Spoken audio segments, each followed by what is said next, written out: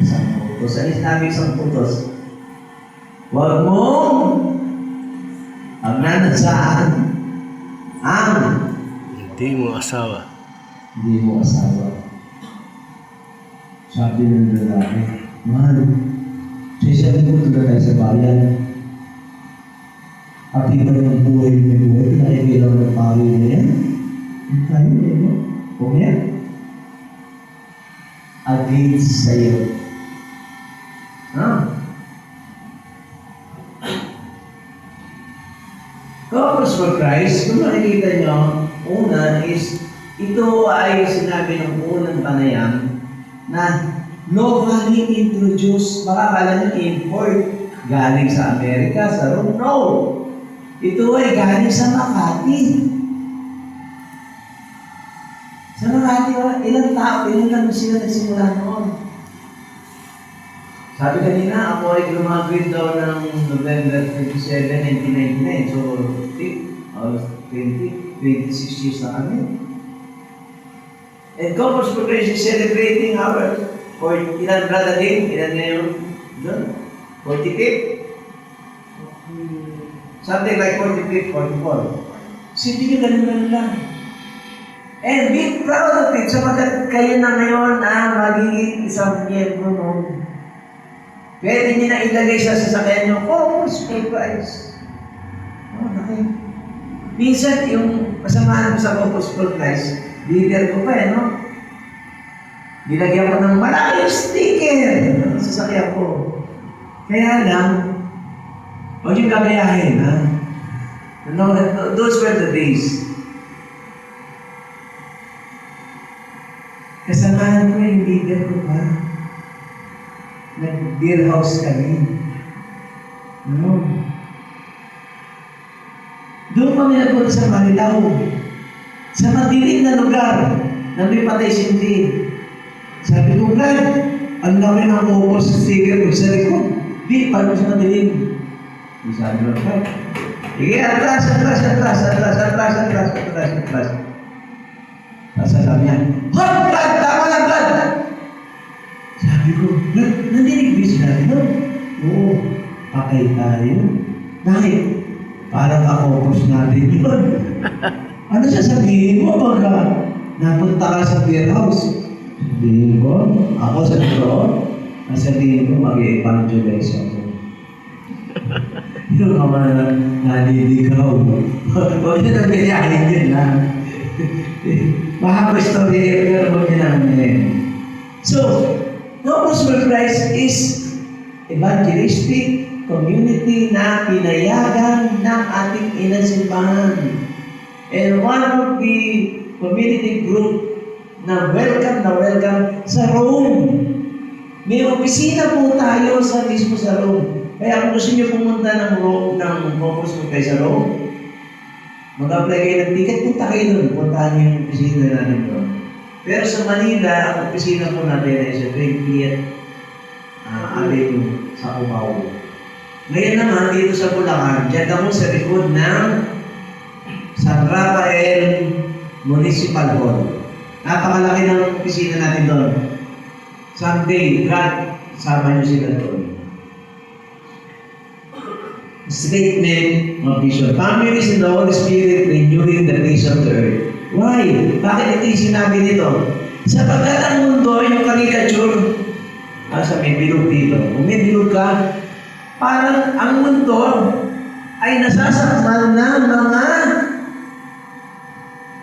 sabihin nyo na, karumag-rumag, kawalangian, pandaraya, ano ba, krimen, pagnanakaw, kahalayan, lahat. Nasasakmal talaga, nababalot na. Tignan nyo ang kalumpit, isa sa casualty. Ano, saan casualty ang kalumpit? Sa flood control. Ano ibig sabihin yan? Kinain ng mga buhayang politiko yung budget para hindi tayo bahain. Alam nyo yung bahay ko dati, ganyan kataas sa kalsada. Yung bahay ko, yung kalsada. Nung nakaraang Agosto, 10 araw na nilibog yung bahay ko, ganyan kataas sa loob ng bahay ko. Kung di ba nun, mga walang hiya, napasok ang dating demonyo na yan. Imbis na makatulong sa kapwa-tao ng ginagawa nila, sinalaula nila yung pera. Tayo hirap na hirap, sabihin nyo kayo, hindi rin nagbabayad ng tax o nag-ibay niya, no? Pero yung magkarga pa lang kayo ng gasolina, nagbabad na kayo, may excise tax na kayo. Lahat ng tayo dito, nagbabayad ng tax. Pagkatapos sasaluan tayo, oh, Diyos ko. Move by the Holy Spirit, ito na yung ginawa natin na. Ginawa tayo ng Panginoon Diyos na tayo ay magpagamit sa Banal na Espiritu Santo. One Catholic Church, kaisa tayo ng ating inang simbahan. Blessed to witness Christ's love and service. Kita-kita niyo naman, sino hindi, sa tingin niyo, hindi kayo mahal ng Panginoon? Napaka-aliwalas ng mukha niyo eh. Pag hindi kayo mahal ng Panginoon, ang hirap yung drawing. Kahit siguro si Amor Solo, hindi kayo may drawing. Ang hirap yung drawing. Pero pag ang tao ay buong buo ang kanyang aura, parang ang sarap i-drawing. Para kasi Amor Solo, si Michelangelo. Harap lang naglalaro. Pero pag makita mo, siguro kung move by the bad spirit, talagay ko ang itsura ng, ano yung pangit ng drawing ba? Yung parang silhouette lang, no? Abstract. Hindi yung parang tayo itsura niya na may buti ba yan? Hindi, dragon na nag-aaway. Mukha ng dragon, nag-aaway pa. So, with the fullness of God's transforming love, trinasform na tayo, binago na tayo ng ating Panginoon. Ay statement of vision. Building the church of the hope and building the church of the poor. Noong unang panahon, meron na tayong gawad kalinga. Siguro hindi nyo na natinig yun. Pero ngayon, meron na tayong, dinalita na yan, ang hope, answering the cry of the poor. So yan ang nagbibigay ng tahanan, nagbibigay ng sustento sa mga hindi makapag-aral. Dito, ilan ang scholar nyo? Marami tayong scholar. Sa mga scholar natin, nandiyan na dito, may mga doktora tayo, may mga pari na tayo. Isipin nyo, sa munti nyo binibigay na contribution, nakapagpaaral kayo, na minsan sa panaginip nyo, magagawa nyo bang makapagpaaral ng doktor, ng pare, ng inyenyero, ng teacher? But because of focus for Christ, moved by the Holy Spirit, nagbigay tayo, nag-ambag-ambag tayo, at nakapagpagawa pa tayo ng tahanan ng bahay. It's a magic. Pero nagawa natin. Okay? Sa huli, Christian liberation through social justice, respect for life, and work with the poor. Hindi lang sa paggawa natin ng ng kabutihan ay naiiwan yung iba. Hindi. Kasama pa rin dyan na pinangangalagaan natin ang pro-poor. Ano ibig sabihin ng pro-poor? Hindi mo tayo gumagamit ng mga contraceptives. Okay? Natural planning. Statement of philosophy. The following embodies the beliefs and the ideas of Focus for Christ as a movement. Ito'y samahan from which flows Christian attitudes, values, and behaviors and go on. We believe in marriage. Ano sinabi? Sino yung pinasal sa simbahan? Natatandaan niyo pa yung sinabi niyo sa simbahan? O lasing na kayo? Tinutuwa kayo. Diba sinabi doon? It's a praise. Tayo ay magsasama sa hirap at ginhawa. Isa ba na muli? Till death do us part. Yun ang pinaka-kinikilig tayo. Tanging kamatayan lamang ang Nakapaghiwalay sa atin. Pero bakit ngayon pinauso sa ibang bansa ang divorce? Yung mga etnik natin, hindi ko natin pinipilit kayahin magka-divorce na rin dito sa atin sa Pilipinas. Bakit kaya ano?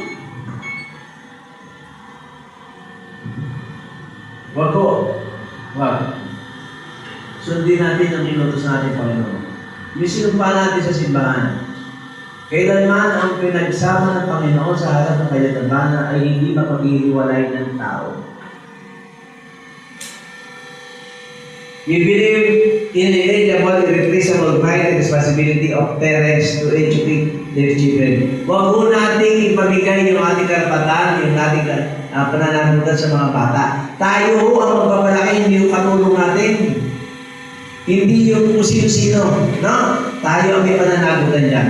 And lastly, we believe that Christian family renewal can be best to achieve by inviting Jesus to be the Lord of our home. Ang Panginoon sa Kristo ang maghahari. May altar tayo, di ba? Baka may altar natin sa lagi yung kalendaryo ng Tanduay na yung nakaganon. Para ninyo. Para pag magdadasal kayo, very sorry, magdasal kayo. Okay? Focus for Christ allows us to grow our life in the Holy Spirit. Ayan natin ang ating Panginoon. And again, our mission is to strengthen our family life. Ang mission nyo ngayon, hindi lang umupo dyan, kundi patatagin namin ang ating pamilya. Sa pag-uuli, makikita nyo, yung pag-uuli nyo dito na pinipilit nyo sa tanghali, ano masarap matulog, di ba? Ano masarap matulog, lalo na kung busog kayo. Pero ngayong oras na ito, anong ginagawa nyo? Sinatsagaan nyo sa pagtatalan nyo na sa pagtsatsagaan nyo yan, lalakas ang inyong pamilya, lalakas ang paniniwala nyo, lalakas na mayroong Panginoong Diyos na magbibigay sa atin ng ating pinapakasan. Amen? Amen. Magandang hapon po sa inyo lahat.